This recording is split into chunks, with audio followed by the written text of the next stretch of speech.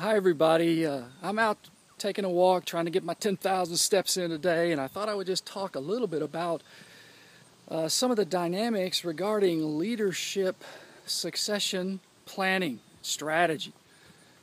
I came to Northeast Ohio about 28 years ago and planted a church, Cuyahoga Valley Church, and at the time of our transition we were running 5 weekend services and probably reaching a couple of thousand people, counting teenagers and kids. And it's been quite an exciting journey to plant Cuyahoga Valley Church. I just turned 62, and about age 55 I started thinking about what would it look like if I were to transition as a leader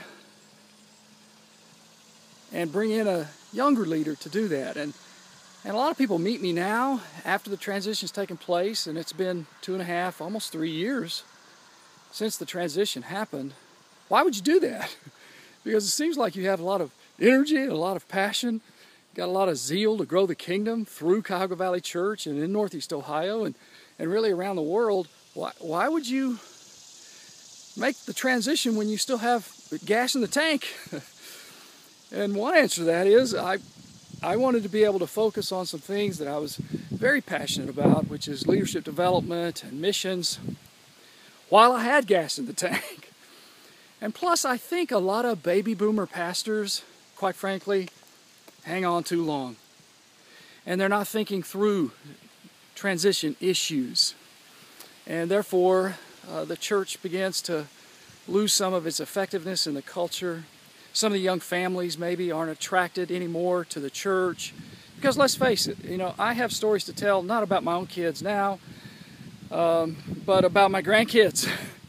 And so even though I try hard to stay current and to stay relevant to the culture, and I try to listen to younger teachers and leaders, try to make sure that I'm reading literature that's been written by some of the younger leaders.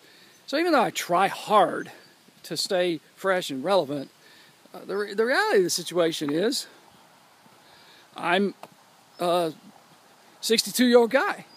And if we're going to attract the 35-year-old young man to the life of our church, then what needs to happen is we need to bring in some younger voices to communicate in a more effective way.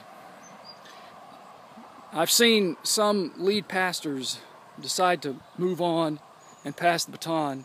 Some did it strategically and intentionally, and the churches seemed to thrive. Others did it kind of haphazardly. They kind of rode off into the sunset, and the church went into a decline. I didn't want to spend over 20 years of my life trying to do something vibrant, only to watch a decline take place.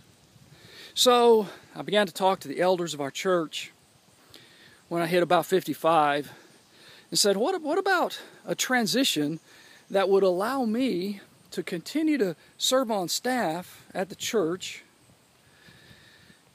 in areas where I'm gifted and passionate, and provide an opportunity for a new younger leader to come in. I'm not saying the way we did it is the best way to do it.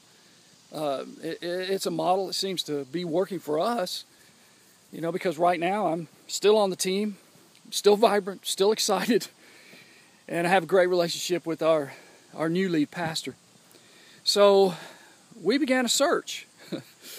And frankly, I didn't think that some of the people that we thought would be great prospects for the job would be interested in the job. Because if I'm a new young leader, I'm thinking, why would I come in to serve where the outgoing lead pastor is still going to stick around and be on staff? And I thought, wow, we're not going to get some good candidates. But it turns out that we received over 600 resumes, because there are a lot of people that felt like, yeah, I want to be a lead pastor, but I need some mentoring, I need some training. So we brought in a man from outside, Chad Allen, actually from California, who felt called to come and spend 2 years being mentored and trained to understand the culture of Northeast Ohio, to understand the culture of our church. His church was running about 800 at the time. He had not been the lead pastor. Our church was running a couple of thousand, so really had to kind of go up 2 rungs on the leadership ladder to learn what it means to lead the organization and not just be on the team, but to be the leader of the team, and then also to handle situations in a larger church setting. And so I spent 2 years time with him, asking him, how can I help the transition become more smooth for you? And he would ask me, how can I help the transition become more smooth for you?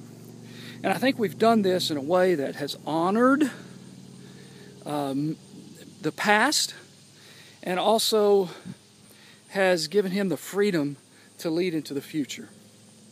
So if you'd like to talk about leadership transition stuff, if you're facing that, I'd love to chat with you about it. You can reach me at rduncan@cvconline.org. That's rduncan@cvconline.org. Or you can reach me at rick@auxano.com. Auxano is spelled A-U-X-A-N-O. It's a Greek word for growth. And I'm a lead navigator with the Auxano organization led by Will Mancini and Church Unique. So that's just a little bit of our story, and I'll probably be sharing some more as time goes on.